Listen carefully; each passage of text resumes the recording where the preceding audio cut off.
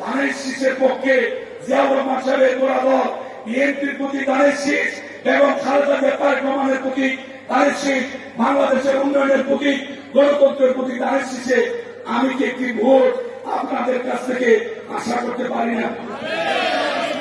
একটু সবাই হাতটা উঠিয়ে যদি বলে কিতাব কর্তব্য যদি সুযোগ পাই এই ঋণ ইনশাআল্লাহ শোধ করবো। আর কথা না বাড়িয়ে বেগম খালেদা জিয়া অসুস্থ, ওনার জন্য দোয়া চাচ্ছি, সবাই দোয়া করবেন আল্লাহ যেন খালেদা জিয়াকে সুস্থ করে নেক হায়াত দিয়ে আমাদের মধ্যে ফিরিয়ে দেন। আমাদের প্রিয় নেতা জনাব তারেক রহমান সাহেব চক্রান্তের সমস্ত জাল ছিন্ন করে আমাদের মধ্যে যেন ফিরে আসতে পারেন, আল্লাহ যেন সেই তৌফিক করতে চাই। আমরা আওয়ামী লীগের মতো কুকর্ম করে বাড়ি ঘর ফেলে ভারতে আশ্রয় নেব এমন রাজনীতি আমরা করি না। আমরা মানুষের কল্যাণের রাজনীতি করি। এই যে অনেকে বলেছে, কাজলও বলল, দুলালও বলল, এই রাস্তা এমন ছিল না। আমি চেয়ারম্যান থাকা অবস্থায়, মেয়র থাকা অবস্থায় চেষ্টা করেছি, বারবার আমি বাধাগ্রস্ত হয়েছি। কয়বার যে শুধু জেলে আমার পাঠাইছে, আমার সাসপেন্ড করছে, আবার বেরিয়ে আসছি, হাইকোর্টে রিট করছি, আবার চেয়ারম্যান হিসাবে মেয়র হিসাবে দায়িত্ব পালন করেছি। সিডিসি অনেক মহিলারা আমার সঙ্গে কাজ করেছে, অনেক পুরুষ আমার সঙ্গে কাজ করেছে।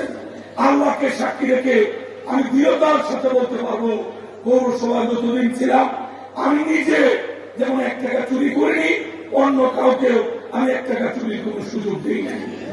একজন মানুষ মুখে হাত দিয়ে বলতে পারবেন না সিডিসিতে আমি কোটি কোটি টাকা চেকের মাধ্যমে খরচ করিয়েছি। অসংখ্য রাস্তা, অসংখ্য ড্রেন, অসংখ্য ফুটপাথ, অসংখ্য ল্যাট্রিন নির্মাণ করেছি, কিন্তু 1টি টাকা কারো কাছ থেকে সুবিধা নিয়েছি কোন ধর্মের মানুষ আল্লাহ ভগবানকে সাক্ষী রেখে এমন কথা বলার দুঃসাহস কেউ দেখাতে পারবেন না। কারণ আমি আপাতমস্তক সততার সাথে আল্লাহকে ভয় করে আমি আমার দায়িত্ব পালন করেছি, ইবাদত মনে করি।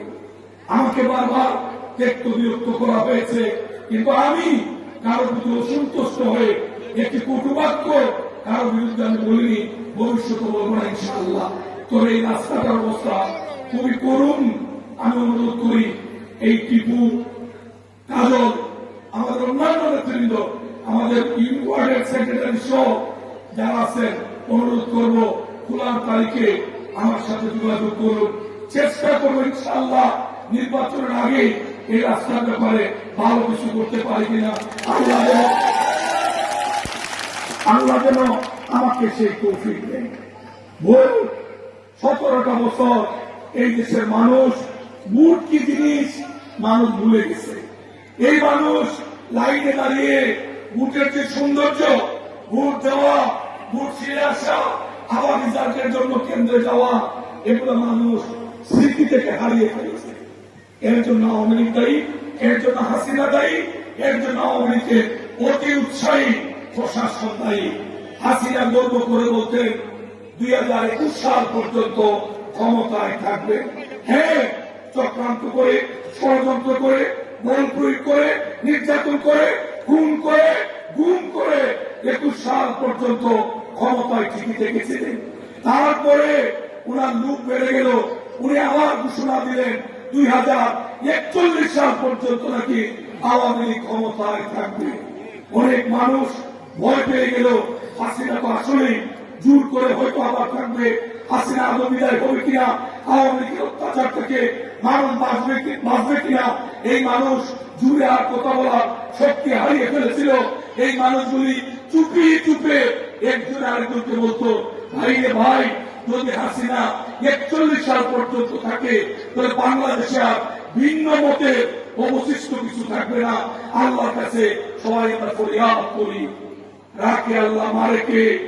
আওয়ামী লীগ হাজার চেষ্টা করেছে ভিন্ন মতকে নির্মূল করার জন্য। আল্লাহ 2024 সালের এই বৈষম্য বিরোধী আন্দোলনকে কেবলমাত্র উশিলা করে সারা জাতিকে ঐক্যবদ্ধ করে আওয়ামী লীগের বিরুদ্ধে গর্জে ওঠার তৌফিক আল্লাহ নিজে আমাদেরকে দান করেছে। এবং আল্লাহর রহমতে 2000 মানুষ মৃত্যুবরণের পরও বাংলাদেশের মানুষ থেমে থাকেনি। বাংলাদেশের মানুষ বুক চেপিয়ে নারী, শিশু, পুরুষ, আমার বৃদ্ধ বনিতা রাজপথে গিয়ে হাসিনার পতন নিশ্চিত করে হাসিনাকে বুঝিয়ে দিয়েছে মানুষের জীবন যেখানে ক্ষণস্থায়ী ক্ষমতা চিরস্থায়ী হতে পারে না। 2041 সাল অনেক দূর, 24 সালের 5ই আগস্ট খালাম্মা আপনার জন্য বাংলাদেশের রাজনীতি চিরতরে আল্লাহ নিষিদ্ধ ঘোষণা করে দিলেন।